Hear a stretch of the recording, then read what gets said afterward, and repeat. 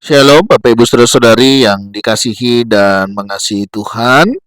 Bersyukur hari ini Tuhan boleh memberkati kita. Sebelum kita membaca merenungkan firman Tuhan, mari kita berdoa. Tuhan, terima kasih, kami bersyukur hari ini Engkau berkati kami. Sebentar kami akan membaca dan merenungkan firman-Mu. Tolong kami untuk kami boleh mengerti apa yang menjadi kehendak-Mu di dalam hidup kami. Kami berdoa di dalam nama Tuhan Yesus Kristus. Haleluya. Amin. Ayat bacaan kita hari ini terambil dari kitab Kolose pasalnya yang ketiga, ayatnya yang ke-13.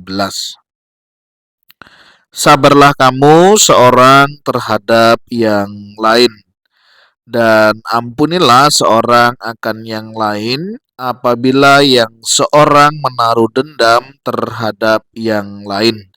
Sama seperti Tuhan telah mengampuni kamu, kamu perbuat jugalah demikian. Amin. Demikian firman Tuhan, mari kita merenungkannya. Bapak Ibu Saudara yang dikasihi dan mengasihi Tuhan, di dalam perjalanan hidup ini, kita sering berjumpa dengan berbagai macam karakter orang. Ya, ada banyak karakter orang yang setiap hari ya hampir kita jumpai. Dan tentunya setiap karakter itu berbeda-beda satu dengan yang lainnya. Ada mungkin di antara mereka yang menyenangkan ya, kehadirannya itu membawa suasana hati bisa senang ya, menjadi suasana hati jadi tenang. Tetapi tidak sedikit juga ada di antara orang-orang sekitar kita itu kadang membuat kita itu jadi jengkel, jadi marah ya, bahkan tidak jarang jadi kecewa atau mengecewakan. Namun satu hal yang kita tidak boleh lupa dan kita perlu sadari bahwa kita pun juga bisa berbuat demikian. Artinya kita juga berpotensi menjengkelkan orang lain ya, tidak menyenangkan orang. Artinya bisa membuat orang lain itu marah, kecewa dengan kehidupan kita.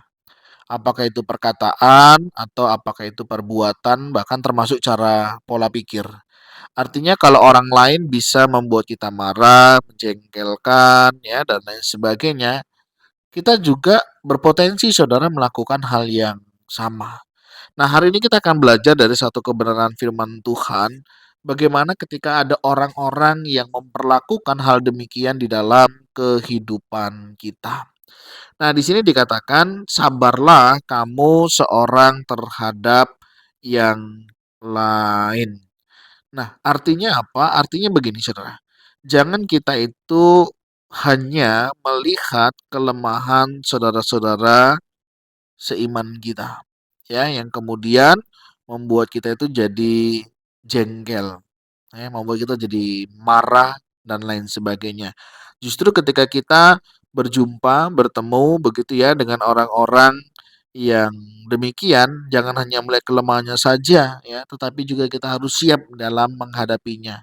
Nah, tipsnya yang firman Tuhan ajarkan adalah sabarlah kamu ya, seorang terhadap yang lain. Memang nggak bisa dipungkiri Bapak Ibu Saudara ya, berbicara tentang sabar ini tidak mudah. Apalagi kita sudah kasih tahu berulang-ulang, kita sudah nasihati, kita sudah ingatkan begitu ya, bahkan tidak kurang-kurang kita menyampaikan, mengulang lagi, berbuat lagi. Kadang hal-hal demikian membuat kita bisa jadi emosi ya. Rasa-rasanya pengen kita marah, bahkan mungkin mengambil satu tindakan-tindakan tertentu. Memang sabar itu nggak ada batasnya ya Bapak Ibu Saudara ya. Tapi bagaimana ketika kita itu dijumpakan dengan orang-orang yang demikian. Nah, firman Tuhan mengingatkan kita dengan sabarlah kamu seorang terhadap yang lain. Jadi belajar kita memahami begitu ya, mengerti apa yang orang lain lakukan. Karena begini Saudara, kadang ya, apa yang orang lakukan kita kan tidak tahu apa yang menjadi latar belakangnya ketika seseorang itu meresponinya. Nah, di bagian ini, bagian kita memang ada satu tindakan aktif ya, yaitu bersabar. Sampai kapan? Nah, itu mungkin menjadi pertanyaan kita. Ya, sampai kedatangan Kristus yang kedua. Begitu Bapak Ibu Saudara ya. Ya memang itu menjadi bagian kita. Yang pertama kita harus sabar ketika menghadapi orang-orang yang demikian. Sabar itu artinya apakah kita menerima apa yang orang itu lakukan dan membiarkan dalam tanda petik orang itu menjajah kita. Tentunya juga tidak demikian. Sabar artinya begini, kita tidak langsung reaktif, kita tidak langsung melakukan serangan balik, ya. Tapi kita belajar menerima apa yang mereka lakukan. Bahkan ketika mereka melakukan hal-hal yang mungkin tidak baik. Artinya di sini kita perlu mewaspadai, kita lebih bijaksana di dalam menyingkapinya. Karena kan ada orang-orang kadang saking udah nggak sabare gitu ya, bercakap kotor ya, kemudian melakukan tindakan-tindakan yang, tidak baik, tidak benar. Nah, hal-hal yang demikianlah yang sebenarnya kita nggak perlu lakukan. Artinya sabar ya udah kita pahamin saja, oh memang dia udah demikian orangnya. Kita mau kayak manapun kan dia nggak bisa Saudara. Ya artinya apa? Kitalah yang menata hati kita. Begitu. Jadi sabar di sini bukan berarti kita membiarkan orang lain menginjak-injak kita, bukan. Tetapi lebih bagaimana kita menata suasana hati kita, ya. Kita bagaimana menata mood kita supaya jangan terpancing oleh emosi, ya. Kadang kan orang-orang demikian kan suka mancing-mancing gitu ya, biar kita marah, ya, biar kita kesel, dan keberhasilan mereka adalah ketika kita meresponi dengan amarah, ya. Makanya contoh kalau misalnya kita di jalan raya gitu ya, tiba-tiba ada orang yang motong perjalanan kita, kan bawanya emosi itu Saudara ya.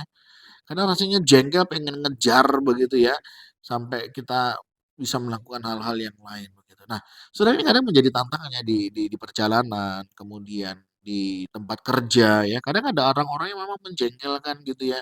Kita sudah tahu ini udah mau pulang jam kerja, tiba-tiba bos datang, "Tolong diselesaikan ya, besok saya tunggu laporannya."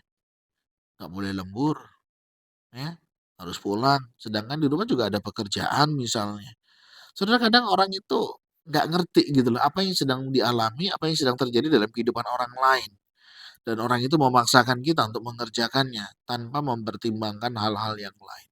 Dan saudara kadang hal-hal demikian membuat kita kesel, membuat kita marah, ya, jengkel, ya, misalnya di dalam pekerjaan, bahkan mungkin juga di dalam kehidupan rumah tangga, ya, mungkin pasangan kita yang menjengkelkan, ya, omongannya, sikapnya, cara perlakuannya kadang membuat kita juga tidak senang begitu melihatnya. Saudara, bagaimana kita menyikapi? Ya sabar, terima dia apa adanya, ya. Ya, syukur-syukur kita bisa mengarahkan kalau masih bisa. Kalau masih bisa dibina ya kita bina. Kalau nggak bisa kita mau bilang apa Saudara? Yang penting Saudara tata hati kita dulu supaya hati kita bisa tertata dan kita bisa berdamai dengan diri. Bahkan termasuk dalam pelayanan loh Saudara. Karena ada orang-orang itu menjengkelkan begitu ya, untuk datang tepat waktu, kadang nggak bisa tepat waktu ya. Udah datang latihan misalnya ya, kadang menjengkelkan, masih main ini, sibuk ini, dan lain sebagainya. Kadang hal-hal ini kayaknya bisa terjadi Saudara dalam kehidupan kita hari lepas hari. Nah bagaimana menyikapinya? Ya sabar. Sabarlah kamu seorang terhadap yang lain. Bagaimana kita belajar melihat, menerima keterbatasan, kekurangan mereka. Dan ini tidak menjadi alasan untuk kita tidak menerima mereka. Ya, dalam pengertian kita tidak perlu reaktif terhadap mereka. Nah, ini yang kedua yang meneguhkan. Dan ampunilah seorang akan yang lain apabila yang seorang menaruh dendam terhadap yang lain. Saudara jangan sampai kita punya dendam ya. Ya bagaimana ya? Di sini dikatakan ampunilah seorang akan yang lain. Ketika ada orang menyakitimu, ada orang yang melukai, ada orang yang membuat kita sakit hati, kecewa, marah, ampuni Saudara. Itu satu hal yang paling penting, ampuni. Tuh, nanti kalau kita sudah mengampuni, dia melakukan lagi itu urusan mereka, ya. Kadang kan omongan orang itu kan kadang menyakitkan ya Saudara ya. Ya omongannya, cara pikirnya, perkataannya, ya, sikapnya, kadang kan tidak menyenangkan hati. Apa yang kita bisa lakukan? Ampuni. Mungkin dia tidak tahu juga apa yang dia perbuat, ya. Kadang ada orang-orang kan merasa dirinya paling benar. Orang yang paling susah dinasihati kan gitu ya, Saudara. Satu, paling benar. Yang kedua, saat orang sedang marah. itu sulit sekali saudara untuk kita kasih tahu, ya. Malah yang ada malah kita yang disalahkan. Nah saudara, bagaimana yaitu ampunilah seorang hanya. Mari kita mengampuni orang-orang yang bersalah kepada kita. Karena kita pun juga bisa bersalah kepada orang lain, bukan? Ya artinya mari kita mengampuni. Mengampuni itu berarti gini saudara, ya kita mau melepaskanlah ya, segala sakit hati, kebencian dan lain sebagainya. Tapi bagaimana? Haruskah kita membiarkan orang itu melakukan hal yang sama kepada kita? Nah, di sini kebijakan yang perlu kita ambil. Ketika kita mengampuni, ya kita merelakan itu sikap hati kita. Nah, bagaimana ketika orang itu memperlakukan hal yang sama? Ya sudah, kita anggap bahwa kitalah yang perlu menata kembali hati kita. Ya, kita nggak bisa kok melarang orang nggak berkata-kata yang nggak baik tentang kita. Kita nggak bisa melarang orang itu menilai negatif tentang kita. Ya, kalau kita udah tahu, ya sudah kita ampuni saja. Ampuni artinya kita merelakan ya segala keegoisan kita di tengah kemampuan kita yang mungkin kita bisa membalas perlakuan orang itu. Ya, secara posisi, secara jabatan, secara kedudukan, mungkin kita bisa membalas, kita punya kekuatan. Tapi buat apa saudara? Gak ada bedanya kita dengan mereka, bukan? Jadi ketika ada orang-orang yang demikian, ya ampuni saja saudara. Nah nanti bagaimana Pak? Apakah kita tetap bersikap seperti biasanya atau kita memilih jalan yang lain? Nah, monggo silakan saudara. Kalau saudara bisa bersikap seperti semula ya puji Tuhan. Kalaupun tidak bisa ya tidak apa-apa. Kadang kan perubahan pasti akan terjadi. Kadang kita berubah ya, bukan karena kita ingin berubah, tapi karena sikap orang lain kepada kita yang akhirnya membuat kita jadi berubah. Artinya begini, mungkin kita tidak bisa seperti dulu lagi ya di dalam hal relasi karena hal-hal demikian yang membuat kita terluka dan lain sebagainya. Itu satu perubahan yang normal. Yang nggak boleh adalah ada rasa dendam. Gimana saya membalaskan dendam saya? Itu yang nggak boleh. Saudara bisa berubah dalam relasi ya, dalam pertemanan, dalam circle dan lain sebagainya. Sangat dimungkinkan. Yang tidak diperbolehkan adalah ketika saudara punya dendam, begitu. Artinya kalau kita tahu teman kita tuh suka begitu sama kita ya, kita nggak masalah sih menghindar menurut saya, ya. Supaya apa? Tidak terulang lagi, nanti kita sakit hati lagi, luka lagi, kecewa lagi, begitu ya. Nggak apa-apa, kita mau berubah sikap juga monggo silakan. Yang penting nggak boleh apa? Dendam. Ya, simpan kebencian itu yang nggak boleh, ya. Saya kalau sudah mengampuni, ya sudah saya ampuni. Ya, nggak apa-apa saudara. Nah, cuman ke depan kita lebih waspada, ya. Karena kita tidak tahu isi hati orang di dalam hatinya. Oleh sebab itu ya kita waspada saja. Kalau kita tahu mau dijorokkan, masa kita diem aja? Tentunya kan tidak ya. Kita lebih berhati-hati, misalnya dalam berelasi, dalam berucap, dalam berkata-kata. Nah, kita mestinya lebih berhati-hati, lebih waspada. Nah, dari sini kita belajar tentang itulah yang sudah Tuhan lakukan ya. Sama seperti Tuhan telah mengampuni kamu, kamu perbuat jugalah demikian. Jadi ketika kita sabar, ketika kita mengampuni, itu kita melakukan seperti apa yang Yesus lakukan. Yesus itu kan mengampuni kita. Ya oke, kulupakan dosa-dosamu ya, tapi bukan berarti membuat kita jadi suka-suka kita. Ya kan ada orang yang suka-sukanya melakukan, eee, apa yang dia mau ya, karena menurut dia ya, "Ini suka-suka aku kan gak ada masalah sama kamu." Nah saudara, ini kadang menjadi sebuah masalah ya. Bagian kita apa? Mengampuni. Orang itu mau buat lagi itu urusan mereka. Orang itu mau melukai, orang itu mau menyakiti dengan kata-kata, dengan perbuatan, sikap, itu urusan mereka. Bagian kita lepaskan pengampunan. Nah kalau sudah mengampuni ya sudah. Ya, kita berdamai dengan diri supaya kita bisa berdamai juga dengan orang lain.